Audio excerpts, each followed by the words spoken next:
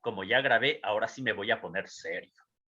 No, queridas hermanas, buenas tardes, bendiciones para todas. Es para que quede registrado todos estos detalles que nos ayuda muchísimo para ir mejorando, compartiendo entre nosotros. Les hacía una pregunta así muy en general. ¿Cómo les ha ido en la unidad 1, en las actividades?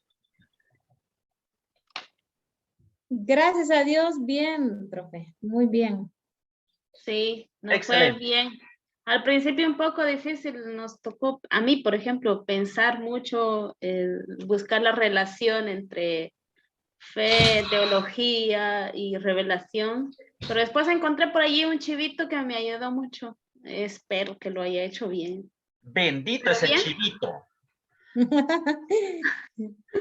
¿Qué significa chivito en este ¡Ah! contexto, hermana emérita? Iba a preguntar. Perdón, No, es no, no, no se como preocupe, una... no se preocupe, En me Guatemala interesa. decimos chivito como una parte que nos ayudó, Una que guía. fue como, ajá, una guía.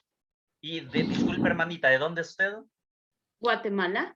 A ver, para Guatemala, Guatemalteca. entonces esperemos seguir teniendo muchos chivitos aquí en Introducción a la Teología que nos interconecte, nos haga comprender toda esta...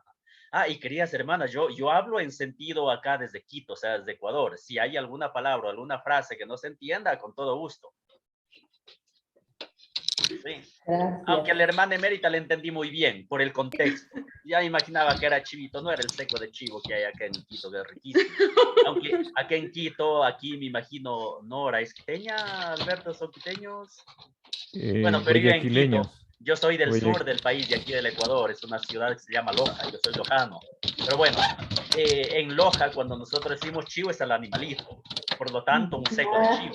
Pero sé de que aquí en Quito, en la capital, uno se va a un restaurante, si se deme un seco de chivo y le pasan un seco de cordero. O sea, pero bueno, son situaciones que se dan. Bueno, yo creo que podemos entrarnos al tema ya de esta segunda unidad. Ustedes en el manual vamos a compartir el material que ahí lo tienen. Ustedes si revisan la plataforma, han revisado de pronto el material que se les ha subido allí. Sí, Claro, era abundante, profe. Ah, esa, no, la intención no es que lo lean todo, sino que eso les sirve para que alguna manera vayan ampliando más el conocimiento, el contexto, profundizando si es el caso, pero son materiales que nos pueden ir ayudando a la temática que vamos desarrollando. De tal manera que Sí, en esta segunda unidad, en cambio, nos corresponde al tema de, a ver, el tema de, sí, para este es sobre la teología y teologías. ¿Se dan cuenta cómo ya empieza el tema? Teología y teologías. Centrarnos en la teología como ciencia y ver a grandes rasgos las fuentes de la teología, que en latín se la llama loci theologices, en latín loci, o en griego topo, y significa lugar. Sí, las fuentes de la teología, o más conocidas como los lugares teológicos. Un lugar teológico, ya vamos a llegar al tema, un lugar teológico es de donde el teólogo, nosotros como teólogos, todos nosotros los creyentes, extraemos los argumentos, es como una fuente para hacer teología, para hablar de teología. De tal manera entonces que vamos de lleno a eso, vamos directo al grano. Teología y teologías. Y esto es para entenderlo, que hay distintas teologías según el contexto y la historia que la iglesia va viviendo, pero la teología es una. No hay muchas teologías. La teología es una, como definíamos en la unidad 1. Teología es fides querens intellectum. La teología es la fe que busca, que intenta comprender. Por lo tanto, la teología es la ciencia sagrada, según Santo Tomás, es la ciencia de Dios, es el estudio de Dios. Dios como objeto formal, con método propio y una sistematicidad. Es la teología, esa no cambia, es una. Sí, es una y única, no hay más. Ahora, ¿cómo se ha ido entendiendo esta teología que es única a través de la historia? Ahí vienen las teologías al plural. No, y eso les digo de entrada, ¿no? Para no confundirnos en el sentido que se piense. Entonces hay varias teologías. ¿Cuál será? ¿La católica, la protestante, la crédula, medio incrédula, la legítima? No, la teología es aquella que estudia a Dios, que se trata de adentrar al conocimiento de Dios. Por eso el punto de partida de la teología está esta palabrita, la iniciativa de Dios. O sea, nosotros podemos hablar de teología es gracias a la iniciativa de Dios. O en otras palabras, como aquí menciono, este es un artículo, ya hay una falta terrible, aquí falta la L, es el hombre, no hombre, ¿sí? El hombre dice, o sea, reflexiona, hace teología gracias a que Dios previamente ha tomado la palabra y ha hablado, es decir, Dios se ha revelado. Unidad 1, la revelación y el deber que ustedes realizaron. ¿Se dan cuenta? Revelación, fe, teología. Y por eso les decía la relación. Ahí ayudó mucho ese chivito en Guatemala. Del enlace como tal. Entonces, ahí viene, es que gracias que Dios habla, o sea, gracias a que Dios se revela, fruto de esa revelación, el hombre puede acceder, puede conocer de primera mano. Y claro, les he dicho, la plenitud de la revelación es Jesucristo. Jesucristo es Logos, Jesucristo es palabra, Jesucristo es el verbo encarnado, es Dios. Lo invisible se hace visible, ¿sí? Es decir, aquí entra Dios en su infinita misericordia, voy a utilizar categorías, desde el cielo, irrumpe en la historia del hombre. O sea, se hace historia. Y como les digo, es la iniciativa de Dios.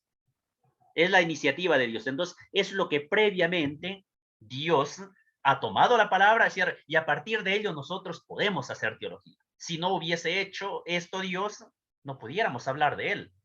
O si habláramos sería como hipótesis o imaginariamente hablaríamos, a lo mejor Dios sería esto, Dios a lo mejor es bueno, seguramente Dios sería tan inteligente que haría esto. Nosotros no hablamos así. Fruto, le repito, de esa revelación decimos Dios es.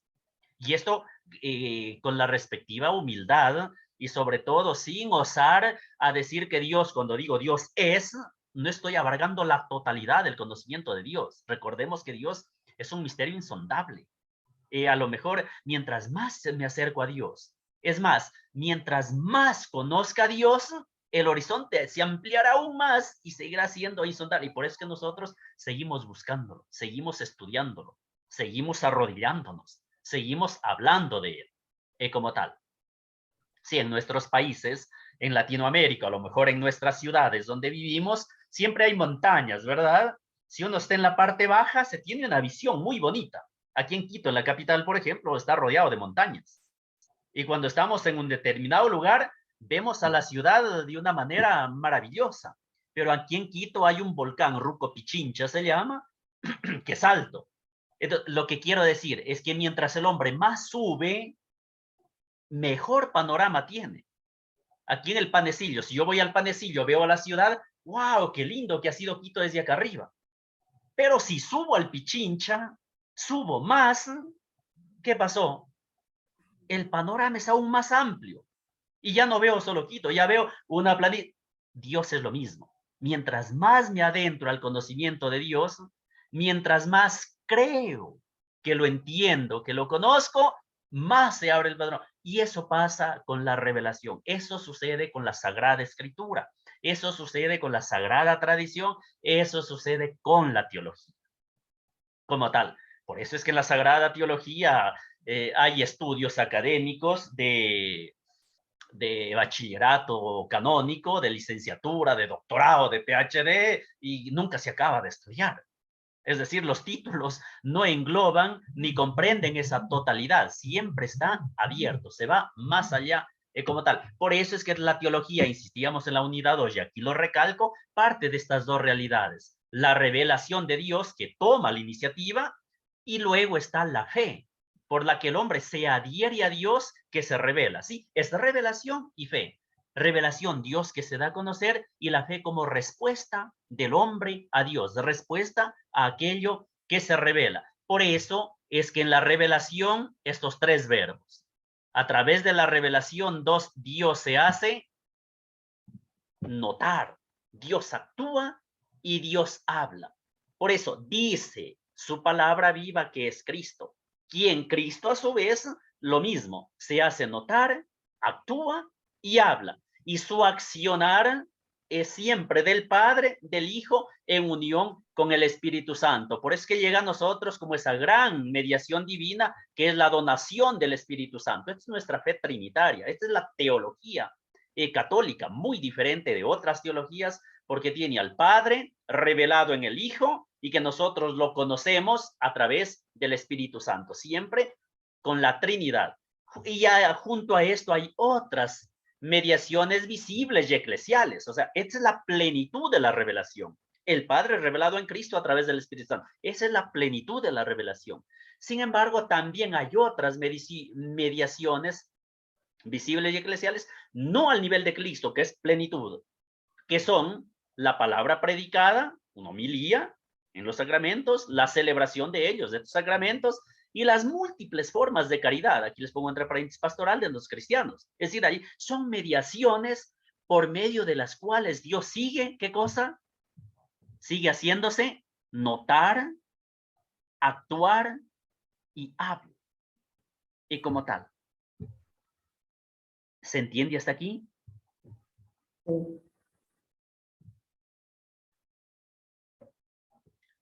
Muy bien. Sí, está claro. Sí, profe. Sí, profe.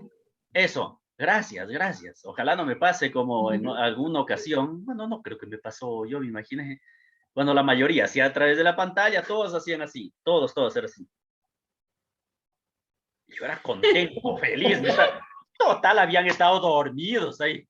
Han estado cabeceando. Es decir, yo bien contento que sí, estaban de acuerdo conmigo, asentían. No, habían, a ver, no, yo creo que esta parte es sencillita, la profundizamos también en la unidad 1, la remarcamos en esta unidad 2 para entender, como les menciono, el tema de la teología. Y entonces aquí justo recuerdo que Alberto, que yo había hablado y no definí esto, el tema que sí les voy a pedir acá, a grabárseme bien esto. Es en latín, el fides que, la unión de la A y la E, el sonido es que, fides que y fides qua. ¿Sí? Qua, no es qua, un patito. No. Centrémonos en teología.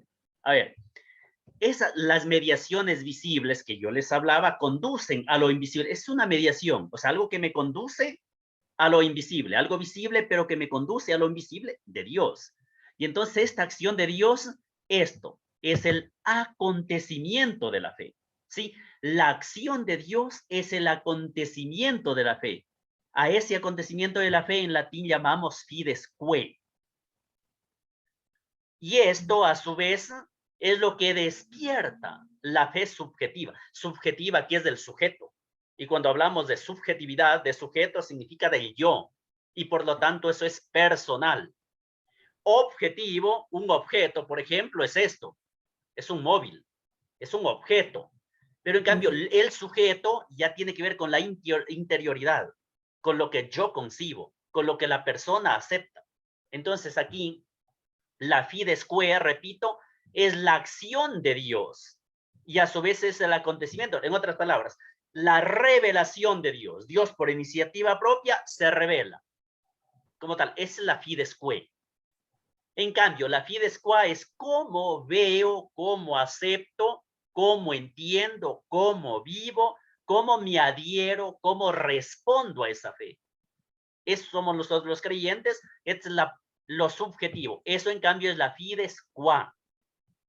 De tal manera que este acontecimiento de la fe, este fides que lo constituye, aquí, uy, Dios mío, voy a tener que revisar esta redacción. Yo creo que he estado nervioso. Sí, tras ese poder escribir, pero esta vez no he podido escribir. Falta una L. Constituye la misión de Cristo y del Espíritu, ¿sí? Entonces, esta revelación, este acontecimiento de la fe, de la misión de Cristo, del Espíritu y del Padre, es narrado, se lo narra, se lo predica, se lo cuenta, se lo comparte. Lo que en teología actual hablamos es la predicación, es la pastoral, es la enseñanza. ¿Sí? Entonces, esta narración de ese acontecimiento de la fe se transmite y se presenta con toda la capacidad de esto, se sombreó todo, de atraer. Por eso es que la palabra de Dios, la acción de Dios, el actuar de Dios atrae al creyente, atrae al hombre. ¿sí? Es la atracción de parte de Dios, como tal. Y entonces, este acontecimiento, por eso es que es contemplado esto y conceptualizado. Recuerden, y ustedes tienen una memoria lúcida, yo ya me olvidé, por eso les pregunto, recuérdenme qué significaba, o sea, qué significa contemplación. Porque este acontecimiento, este fides quae, esta acción de Dios como acontecimiento de la fe, es contemplado y conceptualizado. Les preguntaba, ¿qué es contemplación? Ser templo en acción. Muy bien, muy bien. Es decir, la admiración de ese evento de Dios. Yo lo admiro, lo hago templo, me apropio de eso y actúo. La acción, muy bien, contemplatio, acción. Entonces, ¿qué pasa con esta revelación de parte de Dios, que es una fides quae? Yo la contemplo, yo me admiro, yo me maravillo. Yo trato de apropiarme, insisto, de ella y por lo tanto, y fruto de esto es que puedo conceptualizar. El término conceptualizar es dar conceptos, es decir, definir. Puedo, por lo tanto, llevarlo al ámbito de la ciencia, al ámbito de la investigación. Por ejemplo, el misterio sacrosanto de la Eucaristía. Sí, la Eucaristía. El sacramento de la transubstanciación, es decir, el vino convertido en la preciosísima sangre de Cristo y la hostia convertida en el cuerpo sagrado de Cristo. Eso yo qué hago? Yo lo contemplo, lo admiro. ¿Por qué? Porque eso me atrae, es de Dios. Y al contemplarlo, también yo puedo conceptualizarlo, es decir, yo puedo tratar de definir qué es la Eucaristía, cómo se da ese intercambio, y ahí nos vamos a dar cuenta que solamente a partir de la contemplación puedo conceptualizar. El gran error en teología católica es empezar por la conceptualización. Es decir, empezar a definir quién es Dios, académicamente hablando. O sea, hablo desde las partes científicas. Dios es esto, la Eucaristía es esto, y está bien hacer ciencia, investigar, pero si antes no he contemplado, es decir, si antes no he orado, si antes no he pedido la ilustración del Espíritu Santo, no voy a poder conceptualizar, o sea, no voy a poder comprender, fides quaerens, no voy a poder entender aquello que estoy conceptualizando. Como tal, entonces, ahí entendemos ese en buscar, o sea, en la persona que busca entender qué cosa, la inteligibilidad escondida, es decir, el misterio, como tal. Por eso aquí sí, en este sentido, es teología el intento humilde, arriesgado y siempre inacabado de conceptualizar el misterio divino que es Dios.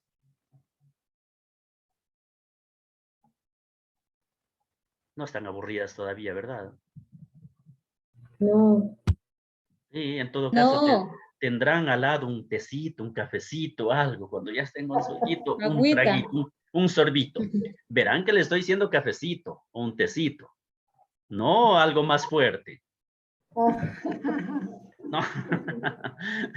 Entonces, esta fides quae, les pido disculpas que estoy siguiendo lo que escribí para esta unidad un poquito literal. No me dirán, pero si ya está escrito, mejor háganos leer y no nos dé clase. No, es para que quede bien claro, de ahí sí nos adentramos más a la temática. Entonces, la fides quae se refiere a la verdad íntima acerca de Dios y acerca de la salvación humana que se nos manifiesta, como les decía, a través de Cristo. Por eso es que Cristo es mediador y plenitud de esa revelación, dice la Dei Verbum número 2. Esto, cuando encontremos esta sigla DV, es la Dei Verbum, ¿sí? La Dei Verbum, que es una de las constituciones del Concilio Vaticano II sobre la divina revelación, ¿sí? La Dei Verbum. Esto es lo que menciona. Entonces, ese fides quae, repito, el fides quae en un lenguaje más sencillo. La fides quae es lo que Dios es en sí mismo. No lo que pueda decir el teólogo o un santo o nosotros humildes. No, sino que lo que es Dios en sí. El objeto como tal que es Dios, esa es la fides quae. A partir de eso, por eso les decía, como nosotros tratamos de conocer a Dios a través de su revelación y concretamente de Cristo, a partir de allí nosotros, ¿qué hacemos?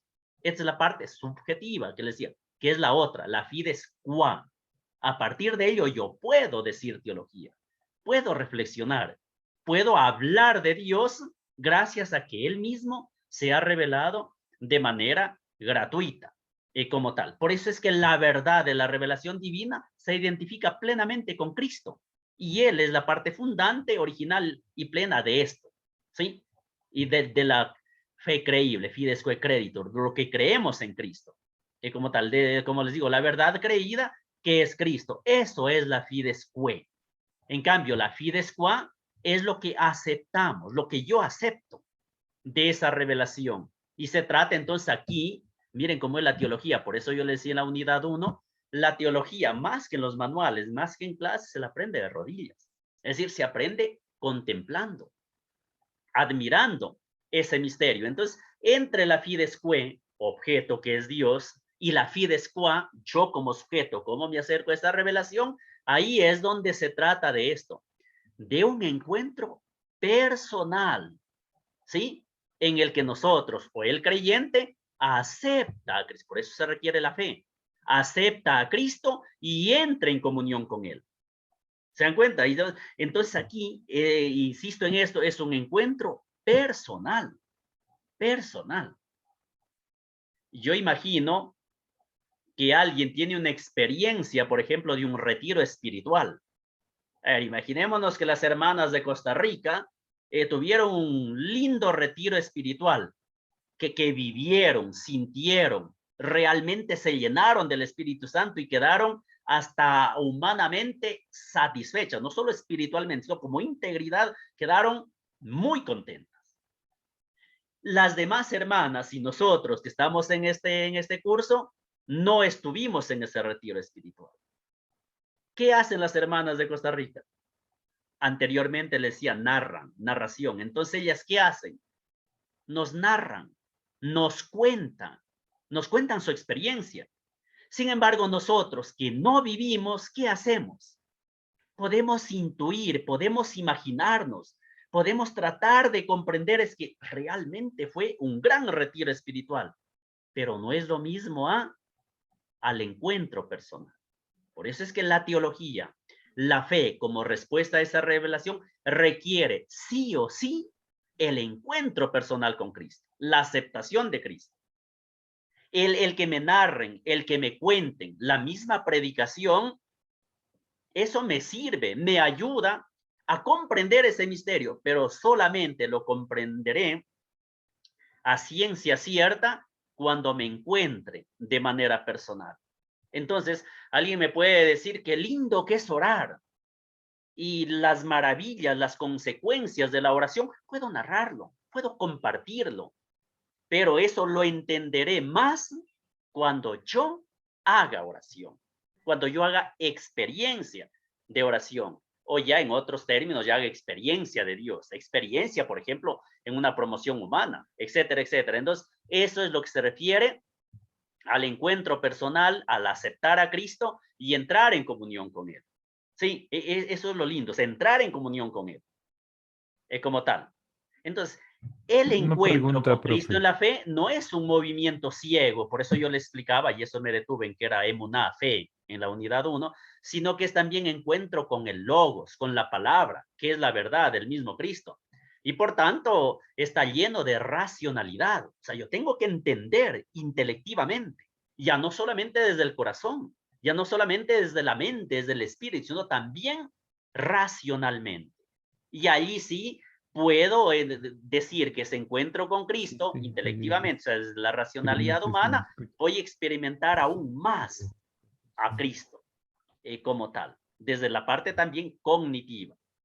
¿Sí? Profe, una pregunta. Claro que sí, dígame. Verá, el discurso, o sea, tengo problemas para aceptar su discurso, Ok, o el discurso de la ciencia, digamos. ya, Porque digamos que en la primera unidad hablamos de de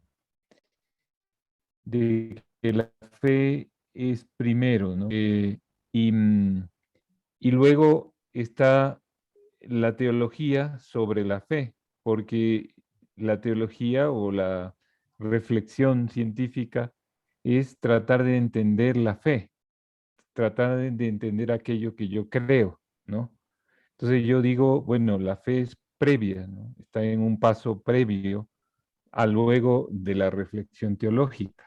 Sí, estoy bien, ¿no es cierto? Sí, Ya.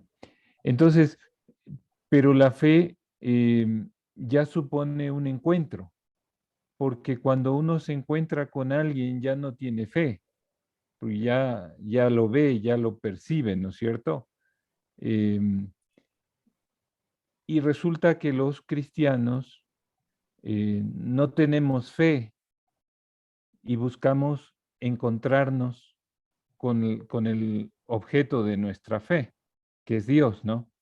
Y cuando en la oración, como decimos, nos encontramos con Dios, digamos que sentimos la sensación de que aumentó nuestra fe, pero nuestra fe, la fe es, no, es creer en algo que no veo, ¿sí? Entonces, el pretender encontrarme con Dios para afirmar mi fe, me parece el contrasentido, ¿no? Algo que yo no estoy entendiendo en el discurso. No sé si me explico. sí, está bien. Está bien. Sí, Solamente cuidado, Alberto, cuidado. La fe no es creer en algo que no veo, porque ahí estamos hablando de fe ciega y la fe de ninguna manera es ciega. Por eso yo les he insistido, la fe, y ahí partía del término técnico, es creer, confiar y obedecer, que es distinto a creer por creer, o sea, a creer algo que no veo. ¿Y por qué menciono esto? Porque Dios, si bien es cierto, es invisible, pero recordemos que se hizo visible a través de Cristo. Es decir, donde lo puedo ver, tocar, etc. Claro que nosotros ya hablando históricamente, biológicamente, no vivimos al tiempo de Cristo, pero tenemos lo que yo claro, manifestaba, las otras mediaciones eclesiales, por ejemplo, la Eucaristía, que siguen siendo el pero, mismo Cristo presente de otra manera. Entonces, cuidado, les decía, no tanto de no ver, sino de comprender el misterio de Dios. Entonces, no hay contradicción entre el aceptar a Dios desde el plano de vista, desde la fe, intuitivamente, si cabe el término, a aceptarlo a Dios siempre desde la fe, pero también de una manera racional, de una manera claro, científica, cognitiva.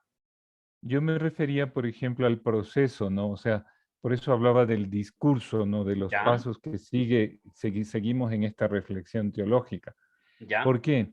Porque normalmente la vida de un cristiano empieza en el querigma, y el querigma es un anuncio, ¿no es cierto? Sí. Para que la persona crea. Por ejemplo, Pablo y los hechos hablan de personas que aceptaron la fe, ¿no? Pero a partir de un discurso, a partir de una predicación, ¿no? Pero en esa predicación todavía no se obtiene el objeto de la fe, pero sin embargo se habla de que creyeron, ¿ya? Entonces, Sí. resulta que yo creo antes de reflexionar sobre lo que yo creo. Ya le entendí. Sí, es que la fe, por eso no olvidemos que la fe es don de Dios. Sí, la fe es un regalo de Dios. Independientemente de la predicación, de todo, es don de Dios, regalo de Dios.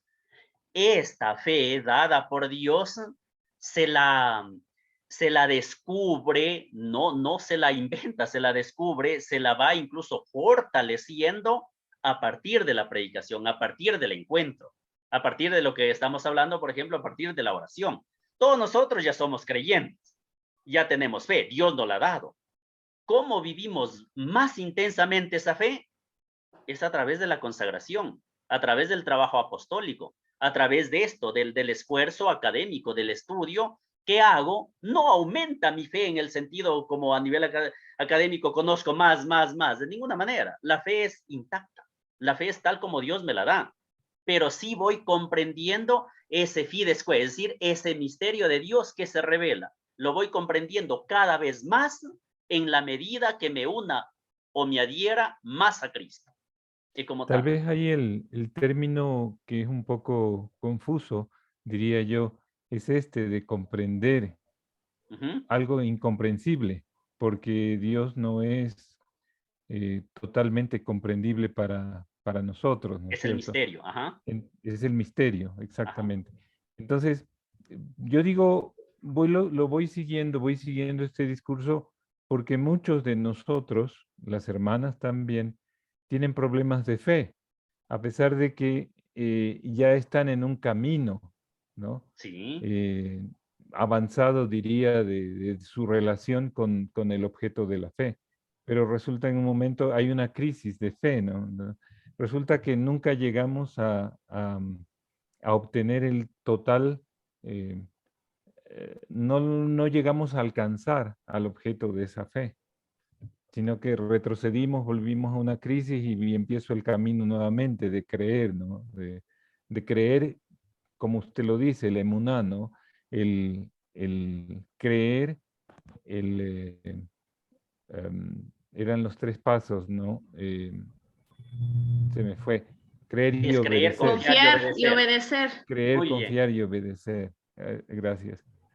Entonces, volvemos en estas crisis, volvemos a este proceso, ¿no? De volver de hacer más teología, es decir, de seguir comprendiendo algo que todavía no comprendemos bien. Muy bien, gracias Alberto, excelente, excelente reflexión. Y es precisamente el tema de la fe, lo que estamos tratando es mientras tengamos vida, no mientras más años tengamos de estudio o de títulos, no, es mientras tengamos vida. Aquí el ejemplo que nos puede ilustrar son de los mismos apóstoles. Me refiero, a ver, el tema es la resurrección de Cristo. ¿Los apóstoles creían en Jesús? Sí. Por eso se unieron con él. Por eso, obviamente, es gracias a Jesús, gracias al llamado, a una vocación que está de antemano. Hay un discipulado, etcétera, etcétera, para que vean, lo conocen. Y ahí sí podemos decir textualmente, conocen a Jesús. Lo conocen. ¿Y tienen fe? Claro que tienen fe en Jesús. ¿Qué pasa con la muerte, resurrección? Y hablo de los apóstoles, no del resto, de los apóstoles. Ellos estaban ahí en el cenáculo con la puerta cerrada, con doble picaporte, o sea, seguridad, por miedo a los... Se dan cuenta, conocían a Jesús, tenían fe en Jesús. Donde quiero llegar es que no hay un tope de la fe, no hay un conocimiento todo para decir, esto es. Por eso es constante, es perseverancia en todos los grados y niveles de la vida. Y ahí entonces los apóstoles comprendieron el tema de la resurrección, no lo comprendieron. Por eso al inicio, recuerden, María Magdalena va y les pide, ¿qué les dice? He visto a Jesús, ha resucitado. Y a algunos le creen, no le creen, el mismo Tomás. Los apóstoles hemos visto. Y dicen, no, yo no creo. Es la fe. Claro que sí. Así como hay otros, y aquí no quiero detenerme tanto, pero hay muchísimos, y hablo de los apóstoles. A ver, otro tema de la fe, así muy, aquí les dejo así líneas, nada más suelto, pinceladas. El ciego de Jericó, Bartimeo. ¿Qué pasa con Bartimeo? Él no puede ver.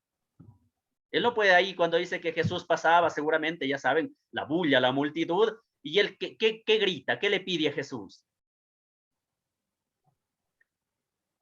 Ten Jesús, compasión hijo de de mí. David, Ten compasión de ten mí. compasión, estaba ciego, ten compasión de mí. ¿Se dan cuenta el tema de la fe? El tema de la fe, o sea, él está ciego, no puede ver, pero sí puede Escuchar. escuchar. Es para ver, donde quiero llegar, bueno, de ganas les hablo eso a ustedes, que son santas y santo, es que no hay excusas para el tema de la fe, para el tema de Dios. Estoy ciego, es que no puedo ver. ¿Dónde estará Jesús? No, él escucha y grita. O sea, además de escuchar, tiene voz, grita. Y claro, aquí no quiero hacer una homilía que ustedes ya tienen todos los días y todos los domingos, pero ahí el pasaje, y ahí van los apóstoles. Y este ciego, lo que quiero resaltar, ciego, tiene fe. O sea, realmente tiene fe. Y él sabe que si grita, lo va a escuchar Jesús. Puede ser también que no lo escuche, pero él no duda, él está convencido de eso. Y ahí los apóstoles, ¿qué le dicen? Cállate, no molestes, etcétera, etcétera, los apóstoles. ¿Y él qué hace? Sigue gritando. Grita más fuerte. Sigue gritando. Hasta que de pronto Jesús, ¿qué hace? Lo escucha. No es que Jesús no lo escuchaba, no creo que haya sido sordo como yo, no, no, no. Pero es es el mensaje bíblico que entonces Jesús lo escucha y ¿qué hace Jesús? No Lo le dice manda a ahí en medio de traer. la gente, ven, ven, ¿qué quieres? ¿Cómo actúa Jesús allí? Les dice que lo traigan, que se lo traigan. Lo atiende. Exacto, muy bien Nora, le dice, llámenlo. Él, si lo escuchó a este ciego que gritaba, tranquilamente podría haberle dicho Jesús, ven, pero no, no, no, no. Le dice, tráiganlo, o sea, llámenlo. Llamar, vocar, evocación, llámenlo. ¿A quién le dice llámenlo? A los que le dijeron, cállate. A los que le dijeron, no molestes, no disturbes, no molestes al maestro, etcétera, etcétera. Entonces, eso es pedagogía, es la fe, es la pedagogía de la fe. En otras palabras, ¿a quién les dijo cállate? Pues a ellos mismos les dice llámenlo. Y entonces ya cambia el discurso de lo que le decían cállate, no molestes. Ahora dicen ánimo, linda palabra. Ánimo, el maestro te llama. ¿Sí? Yo ya no puedo hacerte callar. Fuiste muy necio, muy terco, lo que sea. Ya te escucho ahora sí. Ánimo, te llama, ve. Y ahí viene todo el discurso, etcétera, etcétera. Por eso les decía, no quiero hacerles aquí homilía, pero es la fe. La fe es confiar a pesar de que alguien me diga cállate. Y aquí se puede aplicar a tanta realidad. O sea, y es así. Y por eso la oración es eso. La fe, repito, es eso. A lo mejor Dios no me escucha, hablando del tema de la oración. No me escucha, ¿qué tengo que hacer? Seguir gritando. No, como loco gritando. No. O sea, seguir gritando significa seguir orando. O sea, seguir confiando hasta que va a decir ánimo, etcétera, etcétera, etcétera. Sí, entonces me parece muy interesante la reflexión, Alberto, de eso. La fe, claro que hay un proceso, claro que va avanzando poco a poco y sí, a través de la escucha de la palabra, de la predicación, muy bien puso Pentecostés, el tema de que a partir de eso viene la conversión y eso es producto, es el proceso de la fe como tal, pero la fe es don de Dios. Ante la oración, ante los sacramentos, ante la prédica, es a través de ello que se canaliza la fe, se comprende la fe. Les repito esto, no se la abarque en su totalidad. No es que con ello voy a entender y comprender totalmente, que ahí sí entraríamos netamente a la ciencia y dejaríamos el plano del misterio, el plano de Dios, y abarcaríamos toda la totalidad, realidad de Dios, y diríamos, ahora sí, sé quién es Dios, conozco a Dios, y entraríamos a un tema a nivel filosófico que se habla nietzscheano, de Friedrich Nietzsche, o de la filosofía existencialista, donde diga, ya no necesito a Dios, en el sentido de que ya lo conozco, ya sé quién es. Entonces, ya no puedo seguir pensando, imaginando, reflexionando, orando, porque ya sé quién es, ya sé cómo piensa, cómo actúa, entonces ahora voy por otras realidades, ahí como tal. Vamos a seguir en todo caso, Alberto, en esta temática nos va, incluso la misma unidad nos va dando pautas para seguir ampliando, teniendo nuevas perspectivas, más panorámica de la fe. Resumiendo entonces, fides qua, les decía, es el acto de fe, el acto de creer, es la acción de confiar, por eso es la idea de fe. Es decir, yo confío en eso, yo busco, es el acto de la fe, es fides qua. En cambio, el fides que, quae, son los contenidos en sí de la fe, es lo que creemos, la materia del acto de fe, es decir, es la doctrina, es el dogma. Y ahí yo los acepte o no los acepte, eso es el dogma de fe, es el fides que. Y el fides qua es cómo yo, ese contenido, ese dogma, lo vivo, lo acepto, confío. En nuestro caso, lo investigo como tal. Muy bien. ¿Estamos hasta aquí? Sí, estamos. Sí, Eso, así de paso escucho otras voces y no solo me escucho a mí mismo. Ya. Les mencionaba aquí, entonces el sujeto acá con toda su capacidad, o sea, nosotros como creyentes, como sujetos, con toda nuestra capacidad de respuesta. ¿Se dan cuenta? Respuesta y compromiso. A eso es la fides qua. Lo que yo respondo, pero yo respondo es con actos, o sea, yo respondo con hechos. Y ese es mi compromiso. Por eso hablamos que es el acto y movimiento por el que el hombre se entrega entera y libremente a Dios. Y ahí y presta a Dios revelador, el homenaje, el entendimiento, etcétera, y la voluntad. Es decir, yo libre y voluntariamente me adhiero a Dios, me adhiero a esa revelación, respondo a esa revelación de Dios. Como tal, la de Iberum número 5 hace mucho hincapié en este número. Por eso es importante subrayar ese aspecto objetivo de la fe. Dios que se revela y el hombre, o sea, nosotros que respondemos a esa revelación.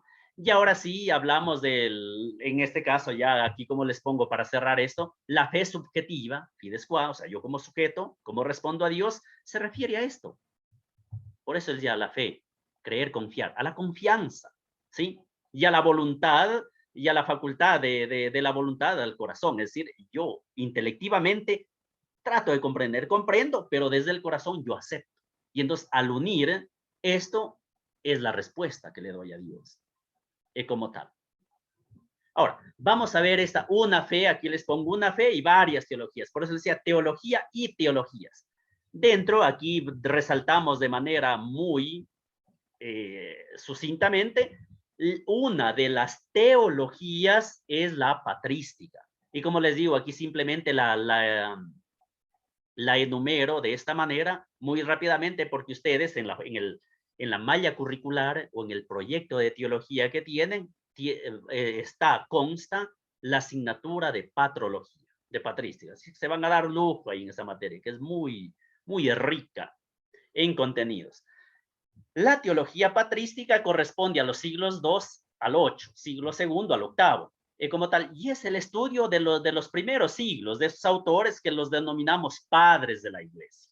Sí, por eso se llama patrística, son los padres de la iglesia, que es la fase en la historia de la organización de nuestra teología cristiana, de la teología en general. ¿Y esto va desde dónde? Alrededor del año, les decía, desde el segundo siglo al siglo VIII, pero se trata del final del Nuevo Testamento, es decir, cuando se terminó, más o menos en el año 100 después de Cristo, el libro de los Hechos de los Apóstoles, cuando se terminó el Antiguo Testamento, la redacción del Antiguo Testamento hasta el Concilio de Calcedonia o el Segundo Concilio de Nicea, es decir, al año 451 o hasta algunos mencionan hasta el siglo VIII. Pero más concretamente empieza, o sea, cuando empieza la teología patrística es con la Didache. Esta palabrita, Didache, viene de dódeca. Dódeca significa 12. Por eso es que la Didache es un término que se refiere a la enseñanza de los apóstoles. Por eso el nombre, Didache 12.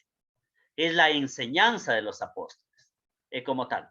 Entonces les decía, la teología patrística empieza con esa enseñanza de los apóstoles, con esa Didache y con los padres apostólicos. ¿Qué significa padres apostólicos? No son los apóstoles. Padres apostólicos son, aquí les enumero, Clemente Romano, Ignacio de Antioquía, Policarpo de Esmirna, Papías de Hierápolis, la Epístola de Bernabé. A ver, estos padres ellos son padres de la iglesia y se denominan padres apostólicos porque fueron compañeros de los apóstoles. Es decir, no son los apóstoles, sino que vivieron con los apóstoles, con Pablo, con Santiago, sobre todo con Pedro y con Pablo, San Pedro y San Pablo. Pero ellos, repito, vivieron con los apóstoles, son padres de la iglesia. Y como vivieron con los apóstoles, por eso se les llama padres apostólicos.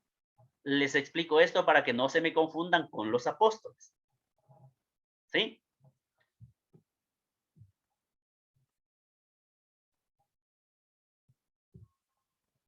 Muy bien, ya respondo. A ver, hay unas hermanas que están así. Tengo parroquia de San Francisco. Muchísimas gracias, le agradezco. Hermana Rosemary por la indicación. Ya les acepté. Gracias, profe. No, con todo gusto a usted. Entonces, esa es dentro de la patrística, los denominados padres apostólicos, ¿sí?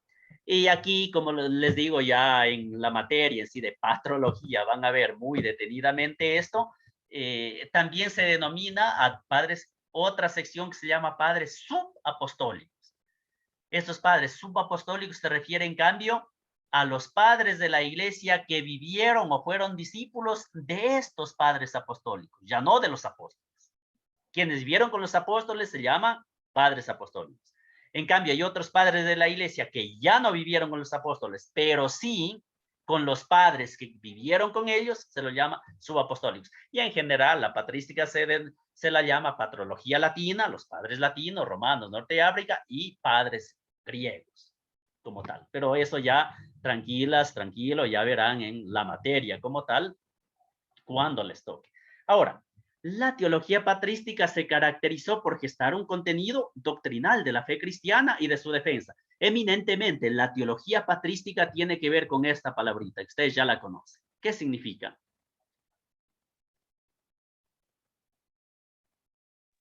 Defensa. Eso. Apologética significa defensa, y claro, defensa de la fe. Porque en los primeros siglos del cristianismo, recordemos que ya los apóstoles en general salen de Jerusalén. Es más, salen de Israel. Y ya viene el encuentro con la cultura griega, con la cultura romana, con otras culturas. Entonces aquí, ¿qué pasa? Hay grupos gnósticos, hay otras ideologías, hay otras creencias, hay muchísima idolatría, hay muchísimo panteísmo, etcétera, etcétera. Entonces aquí los padres de la iglesia, ¿qué hacen? Anunciar la fe y sobre todo apologética, defender la fe y todo lo que se refiere al tema de las herejías. Por eso es que los padres de la iglesia, en este periodo del siglo II al siglo VIII, es donde se desarrolló todo el dogma cristológico, el dogma mariano, el dogma eclesiológico, es decir, los dogmas de la fe.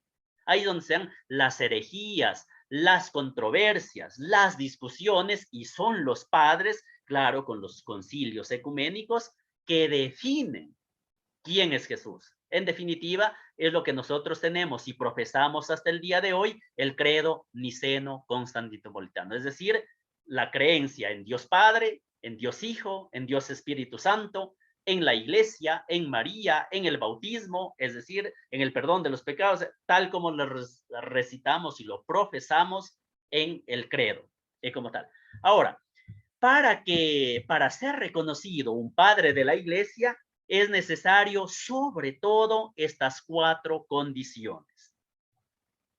¿Cuáles son esas? La primera, la antigüedad. Con antigüedad nos referimos a que haya sido lo más próximo a Jesús, a los apóstoles, y luego a los padres apóstoles. Por eso, la antigüedad. Luego está, segundo, la santidad de vida. O sea, ¿quién defendía apología? ¿Quién defendía la fe? ¿Quién enseñaba? Primero, la antigüedad, luego la santidad de vida, es decir, el testimonio, que vive de la palabra de Dios, vive de los sacramentos, es decir, vive la fe en Cristo. Y luego está la doctrina ortodoxa. Ortodoxa, la palabra, aunque tenemos la iglesia ortodoxa, los griegos ortodoxos, etc., la palabra ortodoxa significa recta. Sí, entonces la doctrina ortodoxa es otra cosa que la recta doctrina, la recta fe que se llama, es ortodoxa. Es decir, que sea fiel a la enseñanza de Cristo y de la iglesia. Es ortodoxa, doctrina ortodoxa, para que no se confundan. Y la cuarta, muy importante, es la aprobación eclesiástica. La aprobación eclesiástica. ¿Qué significa eso? Que tiene que tener la aceptación de la comunidad cristiana, de la autoridad de la iglesia, como tal. Y eso tiene que ser unánime. Si de pronto algún padre de la iglesia escribe algo sobre Cristo, pero eso no es aceptada por la comunidad eclesiástica, no tiene la aprobación eclesiástica, no pertenece a la patrística, no es parte de la patrología, como tal. Y esto es lo que mencionaba, por lo general se divide en patrología griega y patrología latina. Ahí les pongo los principales, porque hay tantos padres de la iglesia griegos: Clemente de Alejandría, Orígenes, San Gregorio de Niza, Hipólito de Antioquía, Ireneo de Lyon, San Basilio de Cesarea, San Juan Crisóstomo, que es boca de oro, San Atanasio. En cambio, dentro de la patrología latina o padre latino está Tertuliano, Lactancio, San Agustín de Hipona, Clemente Romano, San Gregorio Magno, San Ambrosio de Milán, San Jerónimo de Estridón. San Jerónimo, aquí les pongo entre paréntesis para que no se les olvide, es el que tradujo la Biblia, sí, del hebreo y del griego, la denominada Vulgata, vulgo, del pueblo, para el pueblo en Belén, como tal. ¿De acuerdo? Hay algunas obras de los padres de la iglesia. Aquí simplemente les cito la que se llama Adversus Hereses de San Ireneo de León, que es contra las herejías. Porque en los entendidos, en patrología y en la teología, esta obra contra las herejías de San Ireneo es como la solemne y explícita inauguración de la teología. Es una apologética frente al gnosticismo, es decir, una defensa acérrima de la fe cristiana como tal. Es lo que nosotros llamaríamos hoy por hoy ya una obra de teología sistemática, bien fundamentada, bien dividida, bien desarrollada en definitiva. Y se puede agregar algunas otras, como la teología de la revelación trinitaria, con la inclusión de una cristología, de una sacramentología, porque se habla muchísimo del bautismo, de la Eucaristía, la obra de Trinitate, sobre la Trinidad de San Agustín, y la obra contra Eunomio se llama sobre el tema del Espíritu Santo, que la hace San Basilio. Como les menciono aquí, es simplemente para que tengan unas lucecitas de la grandiosa patrología y de la teología patrística, que es muy rica, les repito, en el tema de la defensa de la fe, en el tema de la fundamentación de la fe, en definitiva, en la concreción de la doctrina de la fe cristiana. ¿Sí resisten todavía? ¿Seguimos o quieren una pausita? Con toda libertad. Resistimos. Ah, pues gracias. A ver, ¿las demás? Sí, continuemos. Sí, adelante, profe. Aquí tenemos agua, se nos da sueño. Sí, coca Ay. también. Kiki, además de agua, ¿qué es que tienen? Coca-Cola. Coca. Vodka. Ya, yo dije, ojalá no tengan vodka, yo entendí. No, por eso mi cara fue así, no, disculpen. Es que claro, yo tengo la culpa. Si estoy tratando con santas, ¿qué pienso? Coca-Cola, profe. Muy bien, muy bien. Y puré. Eso. A ver, otra de las ramas, o mejor dicho, otra después de la teología patrística, viene la teología monástica. Otra linda etapa de la Iglesia Católica para la teología. Y tiene unos precedentes, que es la Reforma Carolingia.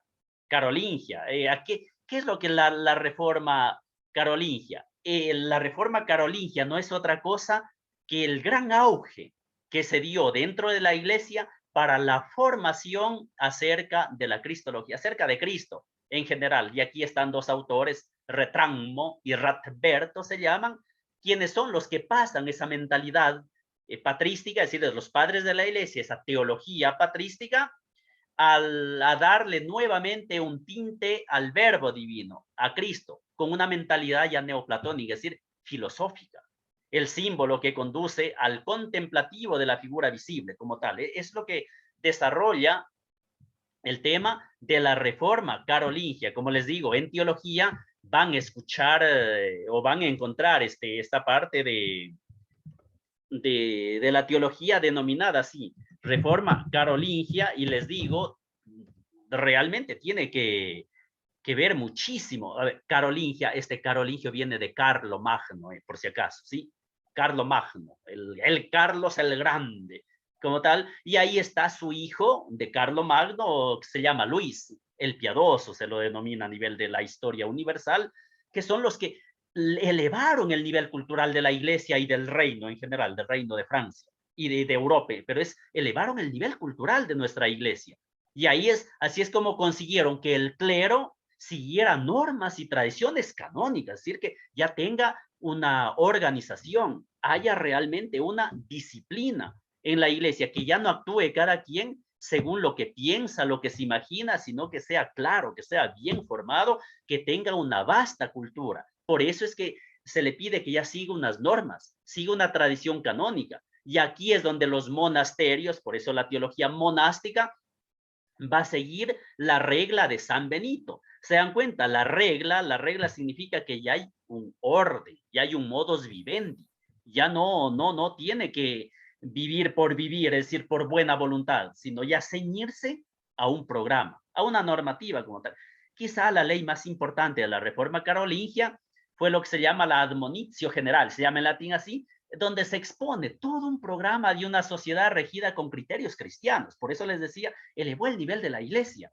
La iglesia ya estaba como más, en términos nuestros, como que estaba muy asociado un poquito al mundo. Al mundo me refiero a la forma de organizar, de vivir, de gobernar, de poder, de hacer dinero. Entonces, ¿qué hace la reforma carolingia?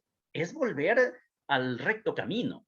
Es decir, darle importancia nuevamente a la espiritualidad, por eso monástica, monasterio, a darle el debido espacio a la oración, a la Eucaristía, a la formación teológica, es decir, al el nivel cultural de la iglesia en sí. Y esa es la reforma carolingia en líneas generales. Y como les digo, aquí sobre todo Carlomagno, su hijo Luis el Piadoso, es decir, todo, se dan los sínodos de la iglesia. En Francia, algunos realmente fueron muy, muy importantes para el bien. Y aquí sí hay que destacarlo, para el bien de la iglesia. Eso de parte de este antecedente de la reforma carolingia. Otro punto de esta etapa de la teología monástica tiene que ver con las escuelas bíblicas. Y las escuelas bíblicas, aquí en el manual, ustedes pueden verlo, se le dio un gran impulso al estudio de la Biblia. De hecho, la teología monástica, como la patrística, pero más la monástica, es que se adentra al estudio de la Biblia. ¿Y cómo lo hace? ¿Cuál es la novedad de esto? Es que se lo hace con la dialéctica que se llamaba de ese entonces. La dialéctica, es decir, el uso de la razón filosófica.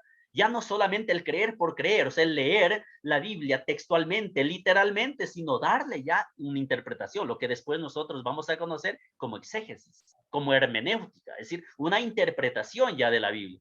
Y entonces es lo que se llama, o lo que se destaca en latín, se dice así, no es que aquí no es que me falta la tilde, sino que es porque es latín, glosa con doble S, glosa bíblica, que es la ampliación de qué? De los textos de la escritura al estilo de los autores clásicos. A ver, ¿qué es la glosa bíblica? Se hacía 3 columnas, como yo les pedí el cuadro sinóptico de Revelación, 3 columnas. Es la glosa bíblica. En el 1 está el texto bíblico en el sí, luego vienen las glosas interlineales en letras pequeñas, es decir, comentarios. Y en una tercera, en los márgenes, a izquierda o a derecha, está ya las citas de los padres, lo que nosotros llamamos los argumentos. A ver, este es el texto bíblico. ¿Cuál es la interpretación? Otra columna. ¿Qué decían los padres de la iglesia? Otra columna. Entonces, el estudio de la Biblia, como le digo, se lo hace más amplio, se amplía como tal. Y ahí destacan Anselmo, Raúl y Gilberto de Laón, muy importante, los hermanos Hugo y Ricardo de San Víctor. Por ejemplo, Hugo de San Víctor fue considerado el mejor biblista de la época, y su hermano Ricardo de San Víctor es el que continuó el esplendor de la abadía de San Víctor, lleva el nombre de ellos, que la fundó Guillermo de Champion, donde se destaca, y ahí sí, él se destaca el monje cisterciense, el cister Joaquín de Fiore, donde realmente cambió la exégesis medieval. Yo les hablaba aquí de los dialécticos. Los dialécticos, como les digo, es el estilo de utilizar la razón humana, la razón filosófica, para comprender mejor la Sagrada Biblia. Entonces, la teología monástica ayudó muchísimo. Y aquí, para cerrar este tema, ustedes saben que hasta el día de hoy existen las grandes bibliotecas de los monasterios como tal, donde se desarrollaba y se cultivaba toda la riqueza de lo que aquí les pongo en latín, de realmente para obtener un intellectus fidei, o sea, la fe, comprenderla también de manera intelectual. Por eso es lo que llevaba la ciencia, y de la ciencia la sabiduría, y eso los monjes lo tenían bien claro y utilizaron el método que se llama, el proceso sapiencial se llama esto colatio, se dice así en latín, es decir, la lección o la enseñanza impartida por el abad a los monjes, lo que hoy llamaríamos por el maestro a los alumnos. Y ahí se destacaba siempre la Sagrada Escritura como tal y toda la riqueza de su contenido que gira en torno a ella. Entonces, cerrando esto, digo, los monasterios fueron estos, grandes cultivadores y administradores de las bibliotecas, es decir, del conocimiento, como tal que hasta el día de hoy existe. ¿Sí?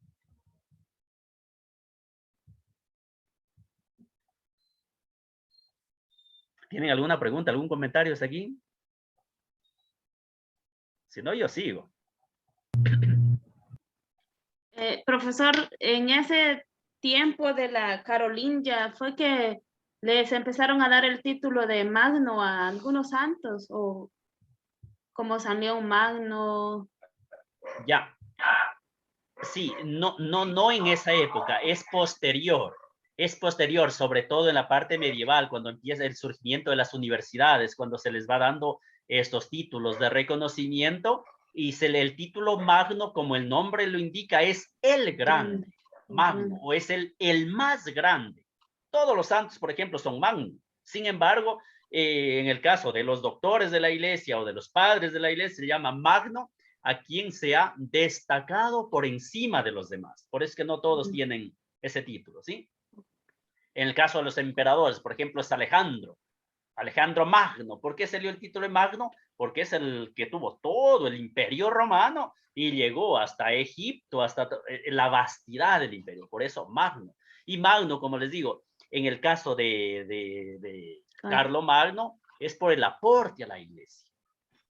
Como tal, que lo hizo a nivel intelectual, a nivel espiritual, es decir, realmente su obra destacó por encima de las demás, de otros autores. Todos los santos que tenemos con este título es por eso, porque Sí. destacaron en diferentes.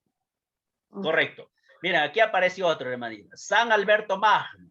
San Alberto Magno es el profesor de Santo Tomás de Aquino, como tal. Pero nos adentramos justo a esta época, la escolástica. Escolástica, y aquí sí esta frase, relaciónenla ustedes ya, y es decidora. La escolástica pertenece a esto, al siglo de oro de la teología. Realmente la escolástica es la cumbre de la teología, el literal, el siglo de oro. ¿Y por qué? Porque en Europa la teología es realmente donde se convierte en ciencia, ¿sí? En Europa la teología en esta época, la escolástica se convierte en ciencia y llena de la filosofía aristotélica. Y aquí hay un cambio de mentalidad, por eso es que la escolástica realmente es la profundidad del estudio de la teología que parte de esto, del estudio bíblico. Aquí es donde vienen las sumes, se dice en latín, que son las sumas teológicas. A ver, sume o suma. Santo Tomás, siempre vamos a escuchar de Santo Tomás que se dice la suma teológica de Santo Tomás. ¿Sí me escuchan? Sí. Profe, muy bien. Ya, perdón, es que aquí me salió un letrerito de conexión, por eso les pregunté. A ver, entonces les decía, la suma o la sume, al plural, sume, para entenderlo, hoy por hoy, es como ustedes que lo que son las enciclopedias. A ver, una enciclopedia no contiene solo una materia, un tratado. Por ejemplo, cristología, no. Una enciclopedia contiene la totalidad de la teología. Cristología, eclesiología, la total. Esas son o son, porque siguen hasta el día de hoy, la summe. Sí, por eso la summa teológica de Santo Tomás es la totalidad de los escritos de la teología que tiene en todos los ámbitos y de todas las temáticas de la teología. Por eso aquí les decía, en esta época de la escolástica es donde se desarrolla toda esta riqueza. Por eso es el siglo de oro de la teología. Y aquí se da el tema de las cuestiones disputates, se llama en latín, que donde utilizan el método dialéctico. Y lo que yo les mencionaba antes, la famosa cuestión. ¿En qué consiste? Son tres clásicas etapas de la dialéctica. O sea, se presenta la tesis, es decir, la formulación de la idea, o se presenta el tema, a hablar, a discutir, a profundizar. Luego viene la antítesis, que es la reacción a esa idea, la reacción a ese problema planteado o al tema que se ha presentado, donde se lo niega o se lo contradice, o donde se lo afirma. Por eso es tesis, antítesis, como tal, y se llega a una síntesis. Entonces, fruto de esa idea que formula, por ejemplo, el maestro, reaccionan los estudiantes, la niegan, la rechazan. Como consecuencia de esa formulación de idea, tesis, y de esa reacción, antítesis, se saca la síntesis. Es decir, una nueva idea, una nueva formulación final sobre los puntos anteriores. ¿Qué tal si yo les propongo a ustedes, utilizando el método dialéctico, la cuestión clásica, yo les digo, a ver, Jesucristo no es hijo de Dios. Esa es la tesis. Entonces, la tesis es, Jesucristo no es hijo de Dios. ¿Cuál es la antítesis? Es la reacción de ustedes. Sí, es hijo. Entonces va a decir, yo sí estoy de acuerdo, no es hijo de Dios. Alguien va a decir, no, Jesús es hijo de Dios. ¿Se dan cuenta? Entonces, es la antítesis. Y tenemos que llegar a una síntesis, donde vamos a formular que Jesús es el Hijo de Dios. Pero claro, esto en el ámbito de la escolástica es con una serie de argumentos, de discusiones, de profundizaciones, hasta de debates como tal. Parte central de la teología escolástica, por si acaso, escolástica viene de scola en latín. Scola, escuela. De ahí viene la escuela, ¿sí? Escolar, por eso es una escuela bien delimitada. En este periodo, esto ustedes ya hayan escuchado el famoso surgimiento de las universidades, ¿sí? En esta época de la escolástica, repito, se da el surgimiento de las universidades. Entre ellas, aquí solo les he puesto nada más 4. Bolonia, que según los entendidos es la Universidad de Bolonia en Italia, la primera.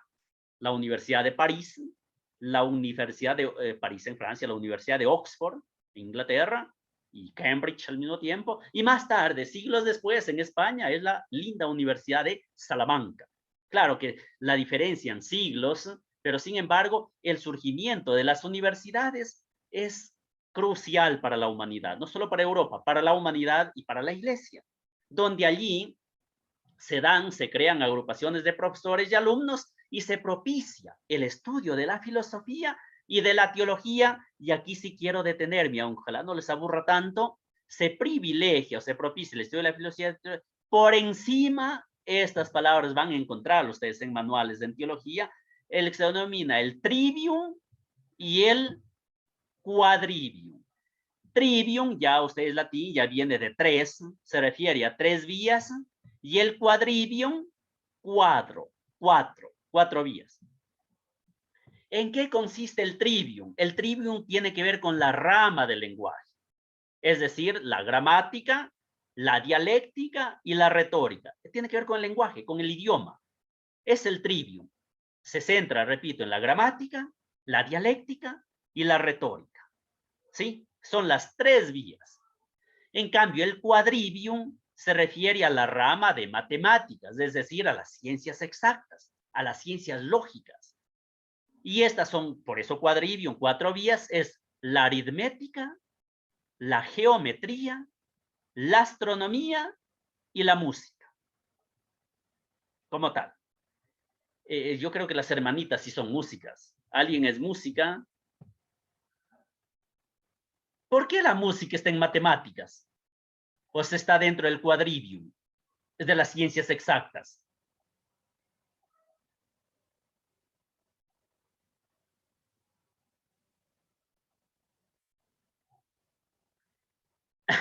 ya les tomé la lección. Es claro, a ver, la música está dentro de las matemáticas porque la música es exacta. O sea, los ritmos, los tiempos son exactos. O sea, la música es matemáticas. Si ustedes preguntan, hasta por curiosidad, a alguien que esté en un conservatorio de música,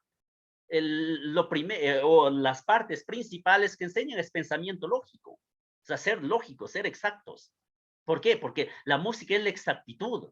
Por eso la música gregoriana, la música clásica, tiene sus tiempos, tiene sus ritmos, tiene sus tonos, tiene sus entradas, tiene lo fuerte, creciendo, decreciendo, o sea, es exacta. Para entender más fácilmente, imagínense yo que soy sordísimo, pero a pesar de ser sordísimo para la música, si yo voy, no sé, a un concierto de una filarmónica, por ejemplo, sí, y no sé, y está ahí el violonchelo, y entran con fuerza los violines, ¿y qué tal si un violín está desentonado? ¿Acaso no hacemos así? Bueno, a lo mejor estamos en un concierto, uno también se es prudente, se es culto, y claro, uno con altura se lleva eso, pero por dentro está, ¡ay, qué desentonado! O sea, aquí estoy inventando esto, pero es para entender el tema. O sea, desentonó, o sea, no fue exacto, no fue matemático. Ahí se entiende por qué el Sefer Tehillim, los salmos, la Biblia, porque a Dios se dice hay que cantarle con maestría. entonar cánticos, etcétera, es la música. Entonces, eso es el famoso trivium, el lenguaje, y esto que acabo de mencionar, entre ellos la música, las matemáticas, las ciencias exactas, ¿sí?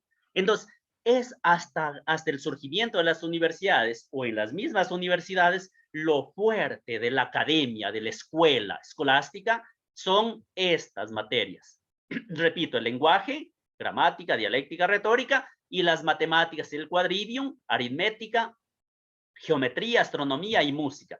Es lo que se denomina los 3 trivium y las 4 quadrivium. Sumando eso, son las famosas, esto, queridas hermanas y hermanos. Esto es lo que se llama clásicamente, en el desarrollo del pensamiento y el conocimiento, se llama las famosas 7 artes liberales. ¿Sí? Artes liberales.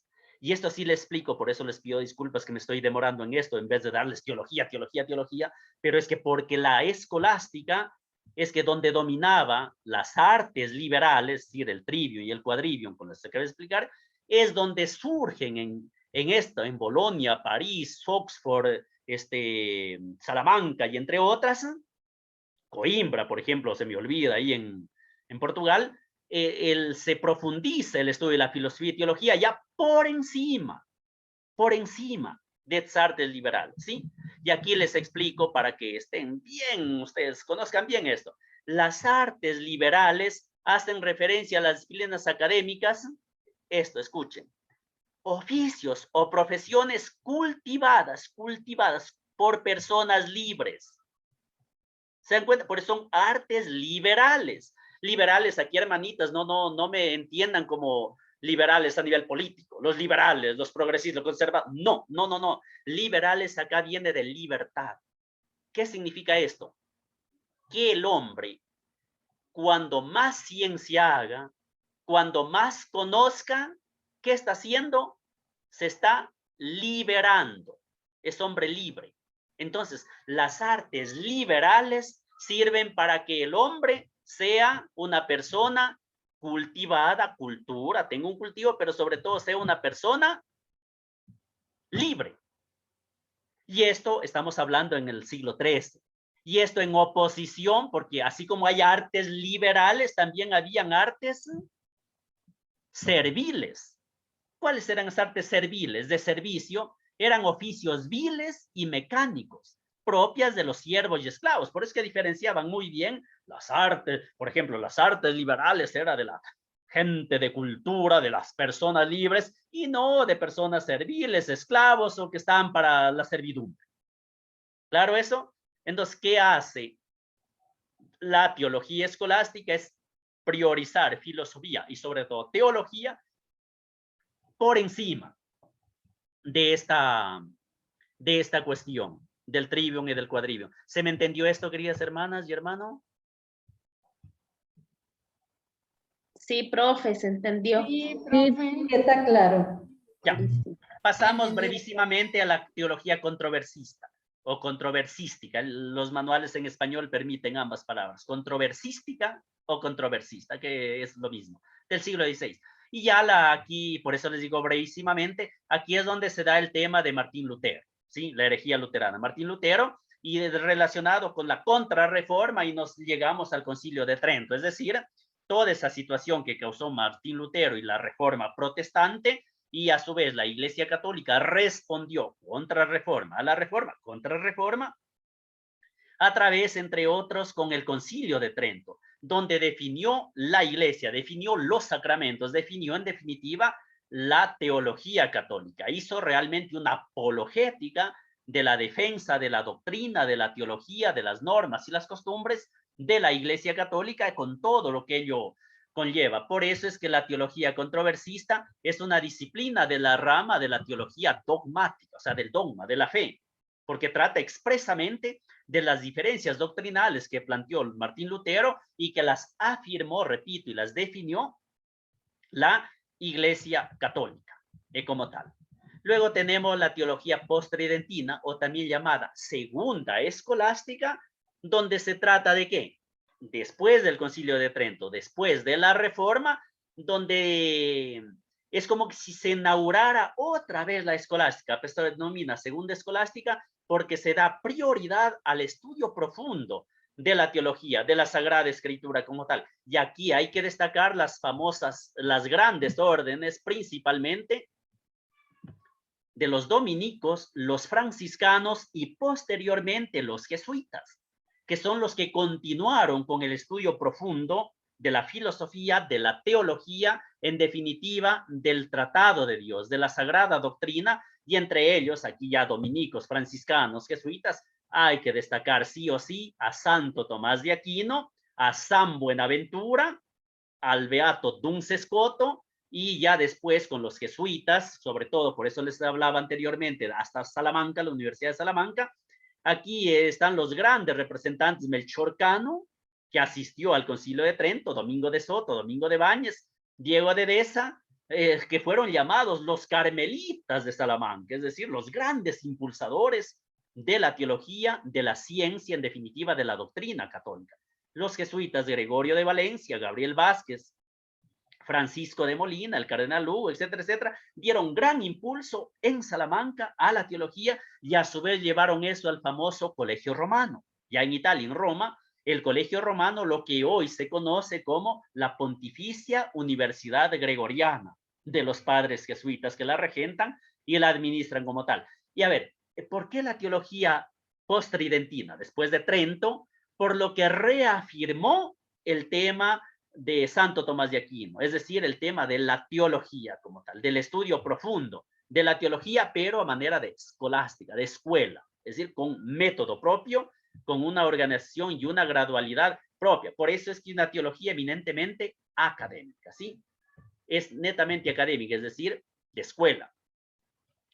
Como tal. En esto sí hay que reconocer nosotros aquí en el continente latinoamericano al gran padre dominico, precursor de la teología práctica y de la teología política, al grande padre Fray Bartolomé de las Casas, que ya les suena, imagino a ustedes, hermanas que están en Centroamérica, con mayor razón, donde él, ustedes saben, se enfrentó muchísimo con el gran teólogo y jurista Sepúlveda, el tema de los indios, de los indígenas, como tal, y no solo se convirtió a la justicia, sino que al oír un sermón del dominico también, el padre Montesinos, hizo una gran obra que se llama, que fue de tan renombre a nivel teológico, sobre todo para la misión Ad Gentes, como tal. Entonces aquí están los padres dominicos, sin olvidar, como les mencionaba, los padres franciscanos, con todo lo que significa al continente latinoamericano, en la educación, en la arquitectura, en la música, en la medicina, etcétera, en la pintura, escultura, de todo lo que tenemos